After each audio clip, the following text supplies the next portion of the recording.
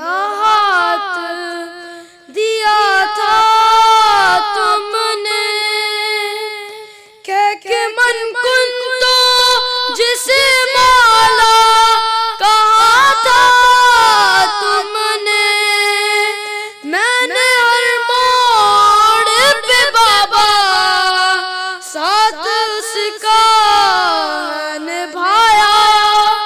हाँ मेरा जुर्म यही है, तेरी ज़हरा पे मुसीबत की घड़ी है। हाय बाबा तेरी ज़हरा पे मुसीबत की घड़ी है। तेरी उम्मत ने बना दी है ये हालत बाबा, कोई पसली भी नहीं मेरी सलामत बाबा। सांस लेती हूँ मैं जिस दम, रुकने लगता है मेरा दम। सिर्फ मरने की कमी है, तेरी ज़हरा पे मुसीबत की घड़ी है। हाय बाबा तेरी ज़हरा पे मुसीबत की घड़ी है। सलवात।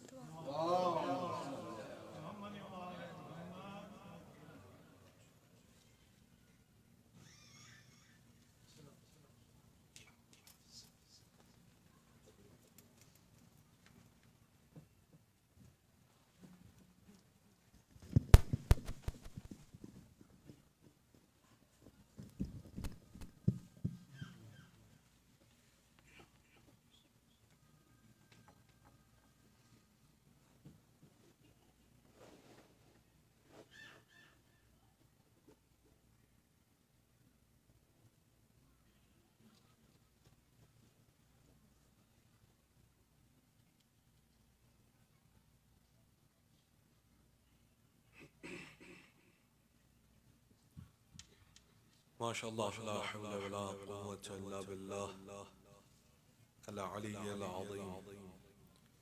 حسبنا الله ونعم الوكيل، نعم المولى ونعم النصير. ربي اشرح لي صدري ويسر لي أمري واحلل عقدة من لساني يفقه قولي.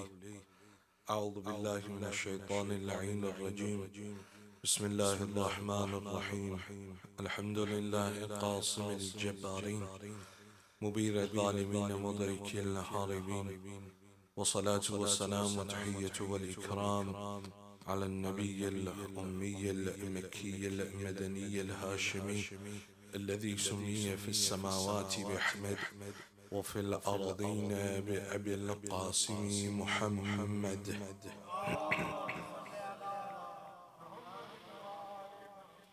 وعلى أهل بيته الأطيبين الأطهرين، سيما أولهم أمير المؤمنين وآخرهم بقية الله في الأراضين، روحي وأرواح العالمين لتراب مقدمه الفداء. ورحمة الله على محبيهم ومواليهم وشيعتهم أجمعين، ولعنة الله على أعدائهم ملعونين. أما بعد، قال المعصوم عليه السلام: السلام عليك يا أهل بيت النبوة وكهف الورى وورثة الأنبياء والمثل الأعلى.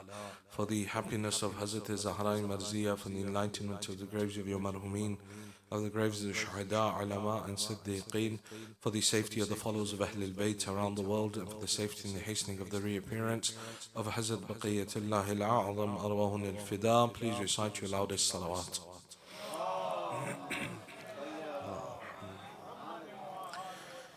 We continue our discussion on Ziyarat Jamiah Kabeerah of Imam al-Hadi salawatullah wa salamuhu alayhi, where the Imam highlights the characteristics of Ahlybayt and lists multiple sifat, virtues of Ahlul Bayt alayhim salam, and we've been looking at each one of them in depth over the past 10 or so majalis that we've had. And then the remaining 4, we will continue to look at them as much as we can. And then if you want to hear the remaining part of this series, it will be continuing in LA, and I think those lectures will also be online. Ziyarat Jamiah is, as I said and have been saying, is very comprehensive in its explanation of Ahlul Bayt alayhim salam. There have been volumes and volumes of books that have been written just on this ziyarah that has reached us from the Imam, recommended to recite all the time, especially when you go to the harams of the A'immah. You're addressing Ahlul Bayt, you're addressing their characteristics. Yesterday, there were some parts that remained, and I promised that at the start of this lecture I would begin with listing those particular characteristics. And those were, what are those things according to hadith, according to riwayat, according to narrations, that will improve the aql of a person, the intellect of a person. What are those things that will reduce the intellect and the aql of a person? What is it that will improve the memory, and what is it that will make the memory weaker? When we look at those things that reduce the aql, make a person's aql, intellect begin to lack, the first thing is the individual that excessively laughs and jokes. The person who excessively laughs and jokes, constantly makes jokes, constantly is laughing, that individual will find that their aql is being reduced slowly but surely. Many of these things that I will list, we'll probably think, how does that even work? Where is the connection? But there are various forces in this world, in this universe, that Allah subhanahu wa ta'ala has created that we may not understand. We may not understand the hikmah behind it. But, the fact that it has reached us from Ahlul Bayt, the fact that Ahlul Bayt are the individuals that hold the knowledge of Allah subhanahu wa ta'ala, there is something there in it that has some sort of negative impact to whatever they're saying. If they're saying to avoid something, there is something in it that is affecting us. We may not see it straight away, but later on its effects may manifest. So the first thing that reduces the aql is excessive laughing and joking. The second thing is the person who abstains from eating meat for 40 days.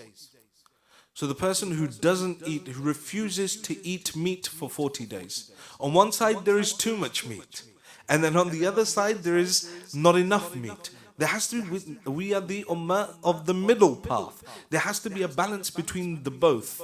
So it says the person that does not eat meat for 40 days, one of the effects is that it will cause a reduction in their aql. The third thing is that, and this was one of the more interesting ones, especially living in the West, and slightly grim, but the narration is there. It says going to toilet over standing water, that will reduce your aql. And you see how all the toilets are within the West. That's how they're made. It says that one of the ways that it will reduce, or one of the effects of that, is that it will reduce your aql.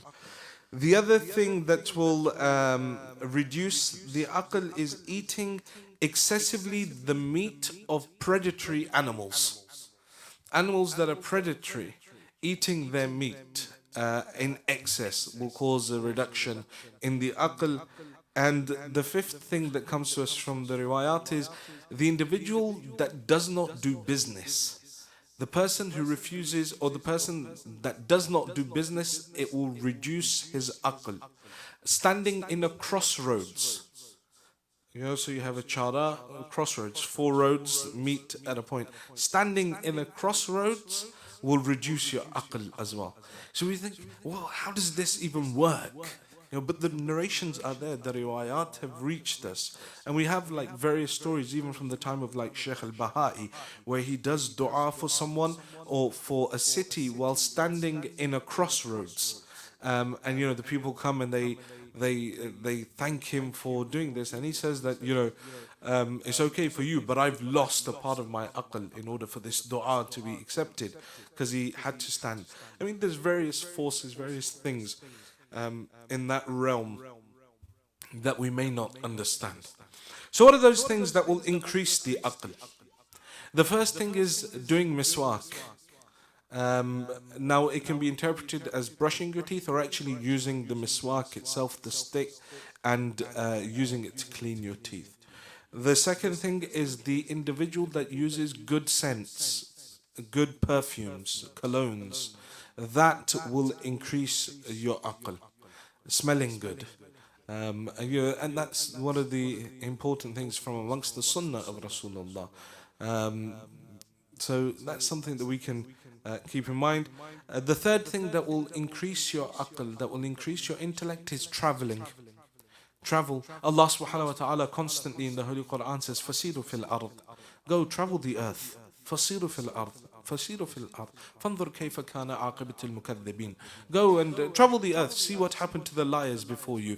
Go and travel the earth, see what happened to the oppressors that were before you. Go and travel to the earth and see what happened to nations before you. Understand them, learn them. Amir al-Mu'mineen says that I read about the nations of the past. فَقَرْتُ فِي آثَارِهِمْ وَأَخْبَارِهِمْ. I thought about them, I read their papers, I read their books, I read their history, and I read it to such an extent, and I concentrated on it at such an extent, it was as if me, Ali, I had lived amongst them. I understood their nations so well. And this is what he says to Harith Hamadani in the letter in Nahj al-Balagha. He says, Harith, go and study the people of the past, the previous nations. See how they lived, see what destroyed them, see what made them successful. He says, because history repeats itself. The actors may change, but the themes are constantly the same. Look towards the previous people in order for you to know what is going to happen to you. So it says, travel the earth. Traveling will increase the aql of an individual. It will make the person more well-read. In one of the narrations, I think from Imam al-Hadi, when he speaks about, again, the perfection of the aql, one of the things that he says, or when he talks about the characteristics of a person, of the mu'min, he says that the mu'min will be one that is well-read. What does it mean by well-read? That he just doesn't know one subject matter. He doesn't only know Islam, but at the same time he reads wider around the subject, reads other cultures, reads other literature, understands, has a broad understanding of the world, broad interest in various types of knowledge, travels the world, has an interest in culture.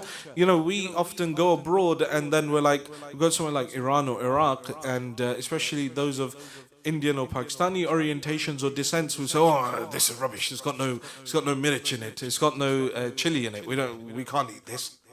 This is too bland. This is not to our tasting. This is not based upon." Yes, but what does it mean to be cultured? What does it mean to be well-read? It's that one can go and appreciate the good that exists within other cultures, within other societies, and not complain. A couple of days ago when we spoke about one of the characters, it was not to complain. Not to complain about things in our life. And we generally complain about everything and anything. If I can't say anything nice, there is this famous saying, if you can't say anything nice, then just don't say anything at all. And that is rooted again within Islam, that if you don't like something, don't complain about it. Because the moment you complain about it, your situation is going to get worse. But the moment you choose not to complain, not to verbalize that on your tongue, and control it, Allah subhanahu wa ta'ala begins to bestow more mercies upon you. So the third thing that increases the aql of an individual is traveling. The fourth thing the narrations say that increases the aql of an individual is doing business. Taking part in some sort of tijarat, taking part in some sort of business, this will increase the aql of an individual. The fifth thing is consulting others. talking to other people, hearing other people's opinions, listening to what other people have to say.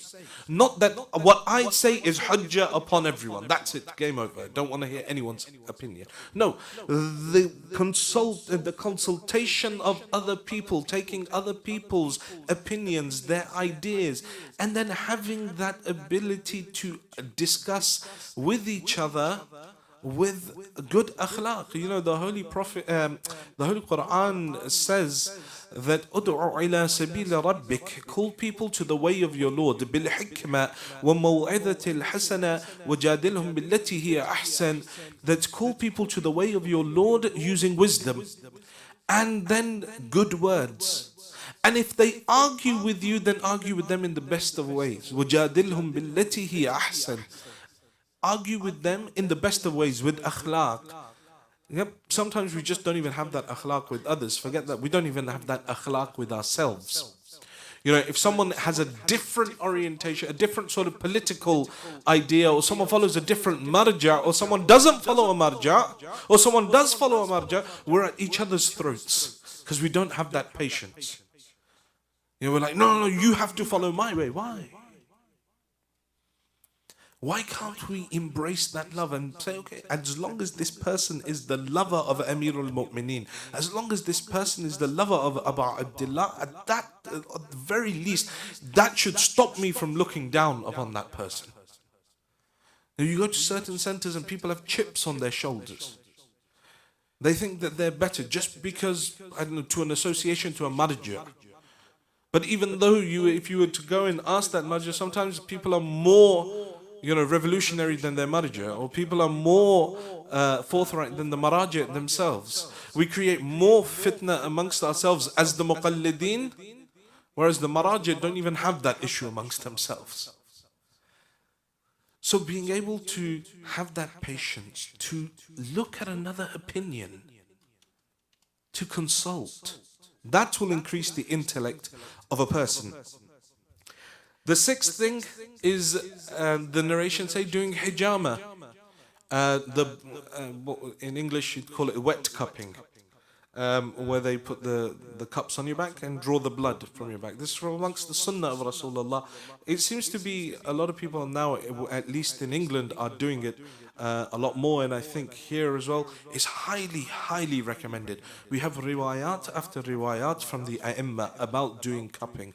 One of the riwayat is like the first time the blood is drawn and a person looks at the blood that is drawn from his back because of the hijama, it saves his eyes from any illness of the eye for a whole year. Then we have it removes the anxiety, it removes difficulties. These are all in the riwayat. It removes pain, solves a lot of problems in the bodies. And so we have it like what day you should do it, what day if you do it, it will make you tired. You know, certain things like that. We have a whole bab on hijama. And this sunnah we haven't actually taken on ourselves. Others have seemed to have revived it. But we as followers of Ahlybayt seem to be somewhat behind in doing this sunnah. So it will increase the aql, the one that does hijama. Number 7 is the consumption or eating fenugreek. The person that eats fenugreek, it will increase his aql. Number 8 is eating vinegar. The consumption of a little bit of vinegar will increase the aql. You know, someone is sitting with the 8th Imam, and the 8th Imam is about to eat, and he says, no, bring me some vinegar. And Imam takes a small amount of vinegar and he eats that, then begins to eat. And they turn to the Imam and say, Ya Ibn Rasulullah, we heard that the sunnah of your grandfather was to start with salt. Why are you starting with vinegar? He says, yes, it is good to start with salt, but also it is one can start with vinegar, for vinegar will increase the aql of a person, will increase the intellect of a person. Eating bergamot. Those of you that are accustomed to drinking the Earl Grey tea, I don't know if anyone's heard of Earl Grey, but one of the main ingredients in Earl Grey tea is bergamot flowers. So the consumption of bergamot increases the intellect of a person. Eating pumpkin, having pumpkin, that increases the aql of a person. And eating beet, so sugar beetroot, those sort of things, that also increases the aql of a person. And we have others, celery in regards, and we'll come to those things in regards to the memory as well. So those are the things that will decrease and increase the aql, as we promised. And then when it comes to the memory, because it's linked to the aql, the narrations also sometimes are tied in simultaneous, or then they have a separate bab, a separate chapter in and of themselves. The first thing that will increase the memory of a person is doing the miswak again. Doing miswak. Second thing, tilawat al-Quran. The recitation of the Holy Quran will increase the memory of a person. Especially Surah Al-A'la. The memorization of Surah Al-A'la will increase the memory of a person. If you can memorize it, it will give you a photographic memory. Surah Al-A'la. The third thing, again, hijama. Doing hijama will increase the memory of a person. Eating honey will increase the memory of a person. Eating celery, again, will increase that memory of a person. Cutting your nails on Monday, will, on Sunday, will no, Monday. Sorry, I'm just translating directly from the Arabic. Monday. Cutting your nails on a Monday, the narration says, that will improve your memory. And then one that is pertinent to the holy month that we're in, and one that we often think it to be sort of counterintuitive, and that is that keeping fasts. Keeping fasts will increase your memory. You know, when it comes to exam time and all the youth are starting to get nearer to the exams, and especially when exams coincide with fasting, then we try and find some sort of excuse. Do I have to fast? You know, I've got an exam, I can't concentrate. But here the narration is saying that if you want to increase your memory, you want to sharpen your mind, then fast. It will improve your memory. One of the things that Amir al-Mu'mineen says that increases knowledge, or where you can find knowledge, says al-ilmu fil ju', that knowledge is within hunger. So those things that will increase a person's memory. Decreasing the memory will be reading the headstones in a graveyard. And don't ask how or why. The narration is there from the Ummah. The person that reads the headstones, the tombstones within a graveyard, it will decrease their memory. Eating cheese. Eating cheese without walnuts. And then eating walnuts without cheese. Both of them have negative effects if not done together. So eating cheese and walnuts together is what the narration says. So consumption of cheese on its own, I mean, in America, there's cheese on everything. So, I mean, you can't really get away from it. But the consumption of cheese will decrease the memory of a person. But you can counter it by eating walnuts with it. Eating sour apples. The narrations say that will decrease the memory. And then the final thing that we'll touch upon now is eating food in the state of janabat, in the state of ritual impurity. If someone eats something in the state of ritual impurity, it will decrease his memory, the narrations say. So those are the things that will increase and decrease one's memory, increase and decrease one's aql, that we said that we would touch upon, continuing from yesterday's lecture. Please recite aloud salawat. Moving on to today's lecture, we listed three of the sifat that the ninth Imam has within Ziyarat Jamiah, where he refers to Ahlybayt as Kahf al-Wara wa Warathat al-Anbiya wal-Mathal al-A'la. Says Ahlybayt, you are Kahf al-Wara. Wara, in this particular instance, Wara is referring, or it means people. Kahf is cave. Says that you are the cave of sanctuary, of safety for the people. Ahlybayt are kahf al-wara.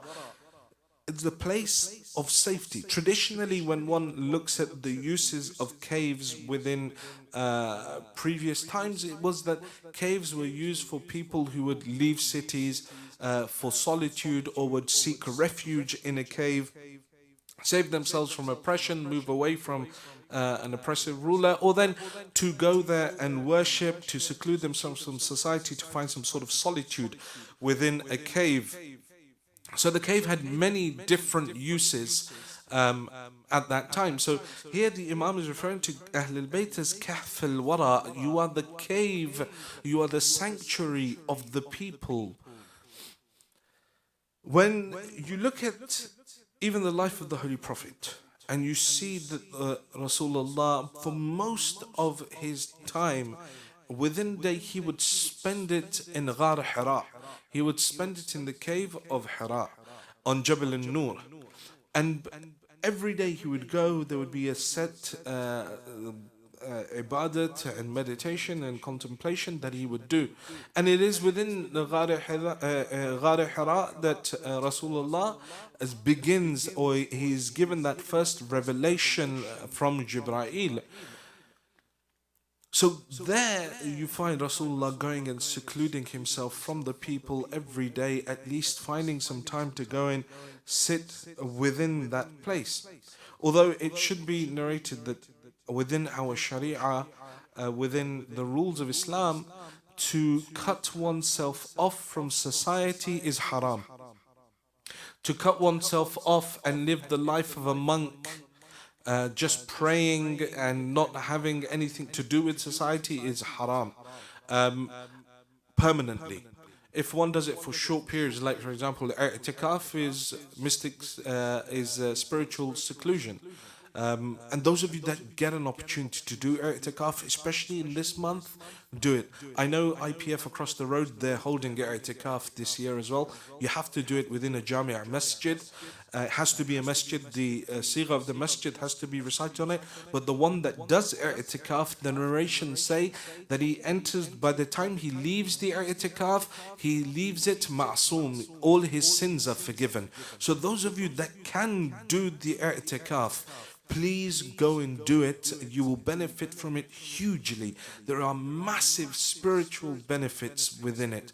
And it's highly recommended. You can do 3 days or you can do 10 days. I think they're doing 3 days across the way. And so if you can, just go there and take that time out and concentrate and focus on ibadat and all of those things. And there are various rules that apply to i'tikaf. You know, you can't wear perfume, you can't use perfumed soap, you can't talk about worldly affairs. If you leave the masjid, it is only then to go to the toilet or to do ghusl or to do wudu, and you must come back in. You can't speak to anyone outside the precincts of the masjid, and all these various rules. But I guarantee you this, once you complete it, and it seems very daunting now, but once you get in there and you complete it, the spiritual upliftment that you will feel having completed that i'tikaf will be second to none. And you don't even have to go on Ziyarat, you don't even have to pay all that money to go out of the country. You can do that here and feel that spiritual upliftment that you feel when you go to those places, because you're more in tune with your spiritual self. I'tikaf is that opportunity that we have. So those that can, please go and experience that solitude, experience that seclusion. What we traditionally, many of the Arafah would do for short periods of time, they would go and they would seclude themselves and spend it in ibadat with Allah subhanahu wa ta'ala, but only short periods, only in not totally permanently, like, you know, we have Christian monks who totally cut themselves off from the world. You know, that sort of life, that is haram. Cutting oneself off totally from the world, taking an oath of celibacy is haram. All of these things, because a person is not interacting with the world. Going for a short period every day or once a week or once a couple of weeks, you know, to go and clear one's head to contemplate, you know, one 1 hour's worth of contemplation is equivalent to 70 years worth of ibadat, or equivalent to 100 years worth of ibadat. التفكر حياة قلب البصير. The tafakkur, contemplation, is the life of the hearts that can see, those hearts that can view the haqa'iq, the realities. Those individuals often sit down and they contemplate and they meditate and they think about their existence, they think about their relationship with the world, with the people around them, with Allah subhanahu wa ta'ala. But totally cutting oneself out from the world is haram, it's not allowed. One has to live within the world. One has to experience the trials and the difficulties of the world, because that's where their refinement lies. That's where their perfection lies. If it is good enough for Ahlybayt alayhimus salam, you have someone like Amirul Mu'mineen that is sitting there quietly within while his haqq is being taken away, and khutbah Sheikh he is saying that it was as if a bone was stuck in my throat and a thorn was in my eye. I was unable to remove either one of them, but I had to bear the trials and those difficulties. And even within that time, you find Amirul Mu'mineen still helping them, still answering their questions, still bringing them towards that truth. Khutbah Sheikh Amirul Mu'mineen, he lists those trials, those difficulties. We, as the followers of Ahlybayt, we as the Muslims are bound, duty bound, to live within society and not seclude ourselves from society. To be amongst the people, not to seclude ourselves from the people. To be active members, to take on the trials and the difficulties, because that is the refinement of the character, that is the refinement of the self. Imam al-Baqir salawatullah wa salamuhu alayhi says, Allah has servants who are amongst the people, and for the people they are a source of barakah. The muttaqeen who we spoke about yesterday says that sometimes the bala of Allah subhanahu wa ta'ala, the adhab of Allah subhanahu wa ta'ala, is saved upon a nation because of one of the muttaqeen dwell within that area. He sends away the bala from a community, not knowingly. You know, there may be someone in this room, and there's most definitely some people in this room whose piety is such that it's stopping an adhab coming upon Houston. Yeah, had it not been for these muttaqeen, these awliya of Allah, those that are pure within themselves, those that are purified themselves, Allah subhanahu wa ta'ala would have destroyed or sent adhab upon many cities. But because of the existence of these muttaqeen amongst the people, Allah subhanahu wa ta'ala takes away many different bala and many different difficulties from the cities. So the narration of the Imam says that there are certain individuals that live amongst the people that for them they are a source of mercy. They are like rain falling upon dry land, these individuals. He says, and because of them, the people they interact with the people, and the people feel a point or feel an aspect of safety when they are around. And then he says, on the other hand, there are another group of people who are like a punishment upon their community. No one likes to interact with them. No one, and he refers to them as mala'in, these cursed individuals who live but are of no benefit to society. The first group were who? They were like a mercy to the people. Why? Because they were of benefit to their community. They were of benefit to their society. They did something to be able to help others within society. He says the second group, the mala'in, are those that are accursed people amongst their nation. They do nothing to help their society. Rather, instead of helping, they're a source of discomfort and a source of problem for the people. When we live in society, we have to live as active members of that society. The eighth Imam says, Shi'atuna al-mutabaziluna fi wilayatina.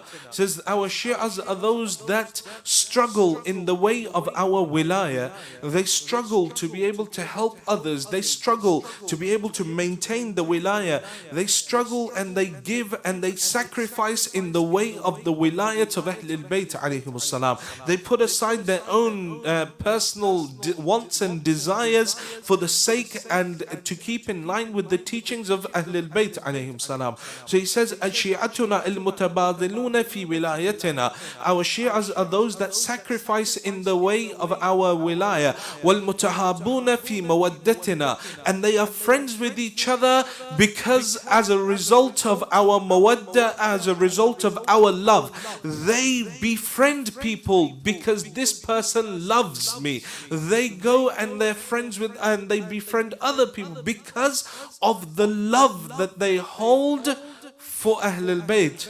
وَالْمُتَزَاوِرُونَ فِي إِحْيَاءِ أَمْرِنَا. And the last thing is that our Shi'as are those that gather together and they begin and they speak about our teachings in order to keep our amr, in order to keep our teachings alive. Says they struggle. They're friends with each other for the sake of the love of Ahlul Bayt. And then they gather together to be able to establish, to be able to spread the teachings of Ahlul Bayt. They don't hide from the people. There are certain times when an individual can exclude themselves from a society, can remove themselves from a society. For example, in the case of Ashab al-Kahf, they see that this society has become so corrupt, it has become so bad that there's nothing that they can do. And now that even if they try and do something with this community, they try and help them, they risk losing their own iman as well with those people. So what do? They retreat into the cave. They retreat out of the city into the cave.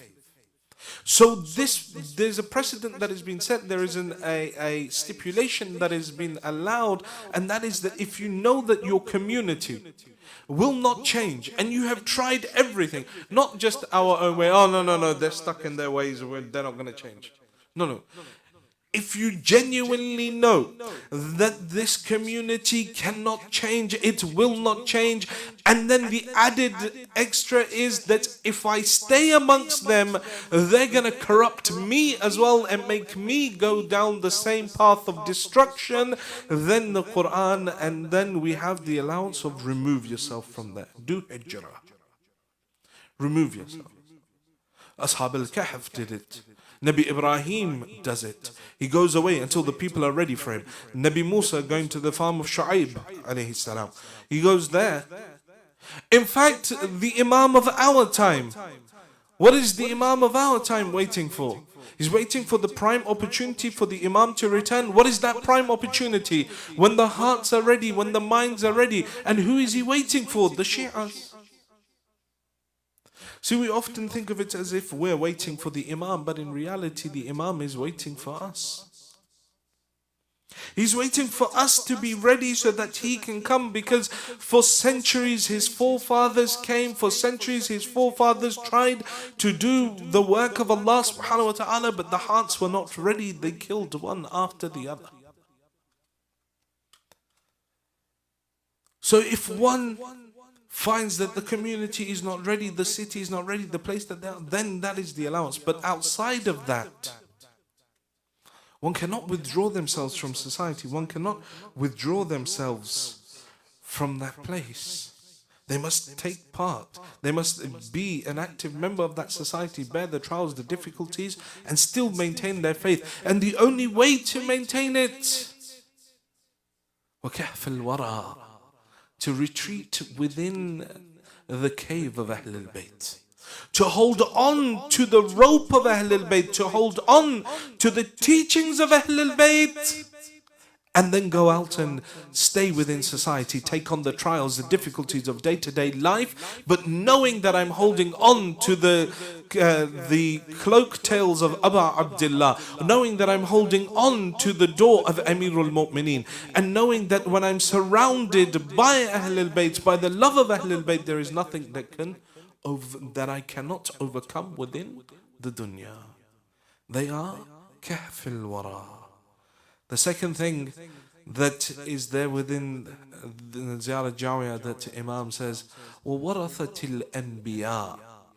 You Ahlul Bayt are the inheritors, the waratha of the Anbiya.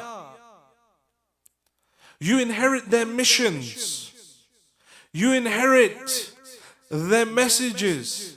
You inherit not just what they brought down, but you inherit their characteristics. Rasulullah sallallahu alayhi wa alihi wa sallam, he says, من أحب أن ينظر إلى آدم في علمه وإلى نوح في تقوى وإبراهيم في حلمه وإلى موسى في عبادته. The one that wishes to see Adam's knowledge wants to see the manifestation of the knowledge of Nabi Adam, where Allah subhanahu wa ta'ala in the Holy Quran says, and we taught Adam all of the names, we taught him, we endowed him with the knowledge, such that the malaika now had to bow to that knowledge that Adam possessed. He says that if you want to see the knowledge of Adam, you want to see the piety of Nabi Nuh, you want to see the forbearance and the patience of Nabi Ibrahim, and you want to see the worship of Nabi Musa, فَلْيَنْظُرْ إِلَىٰ عَلِيِّ ibn Abi Talib. Look towards Ali ibn Abi Talib, because he possesses every single one of these characteristics.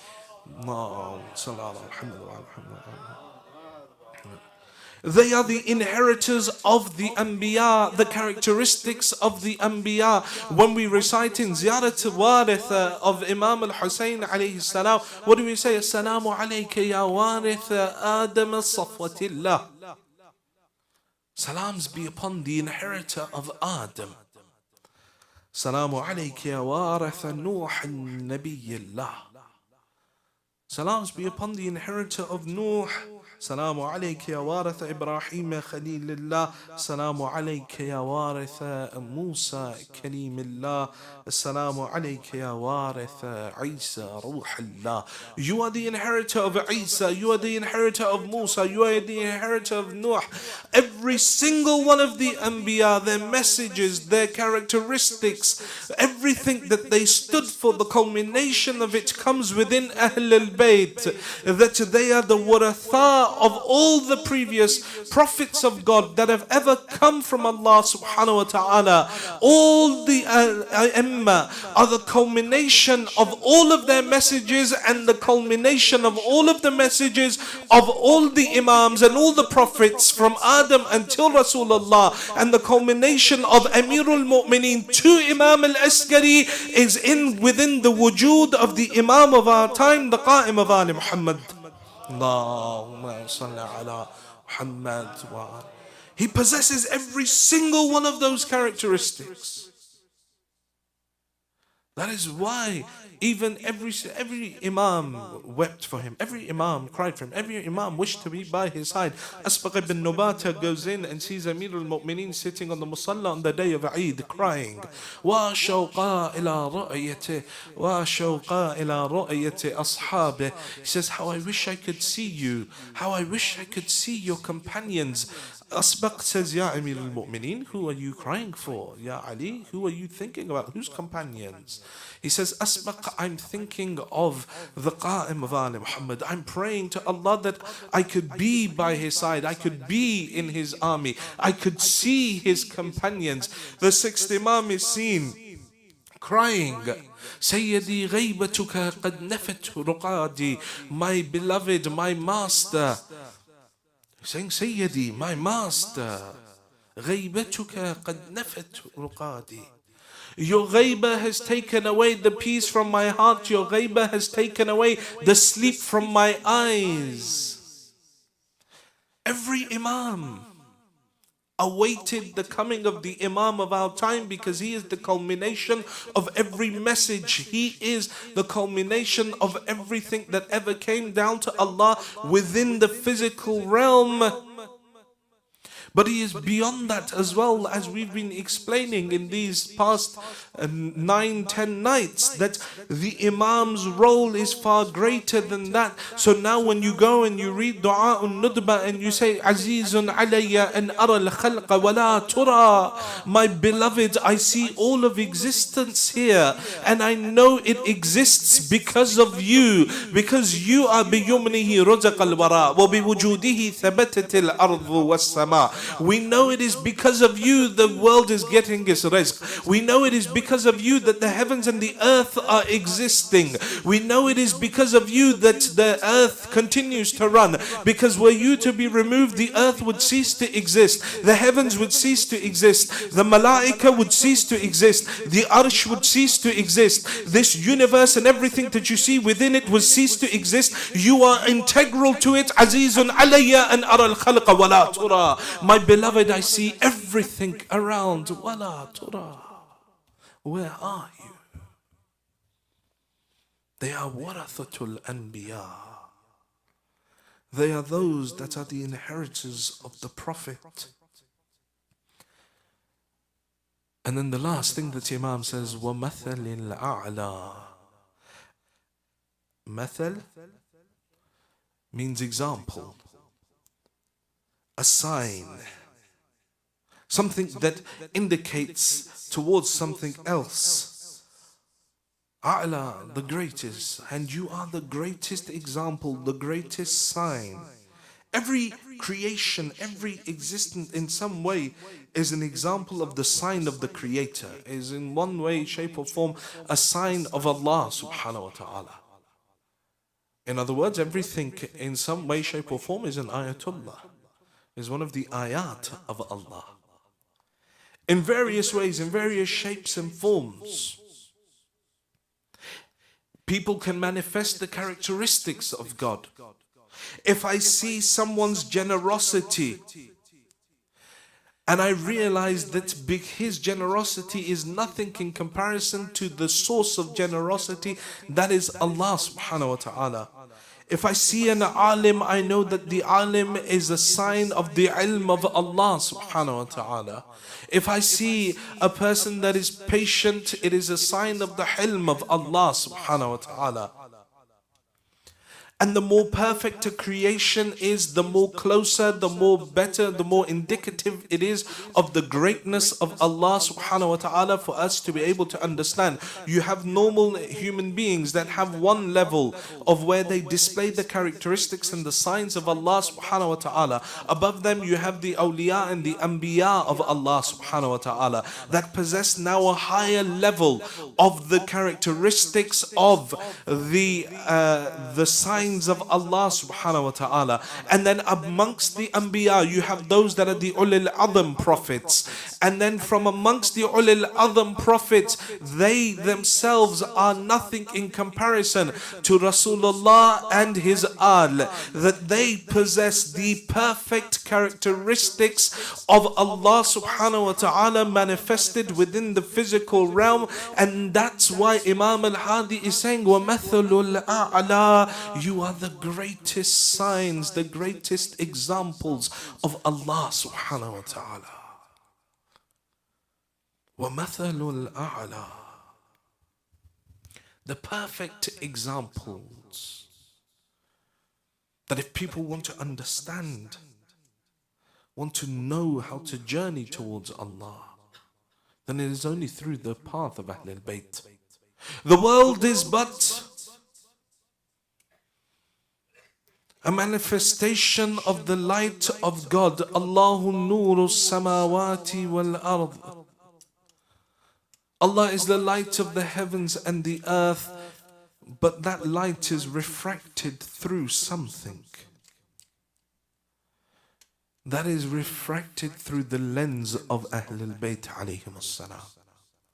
The world exists through the nur of Allah, but that nur passes through the entities of Ahlybayt, and through them it spreads through all of existence. Through them exists existence. Through them it came into origin. Through them it shall cease.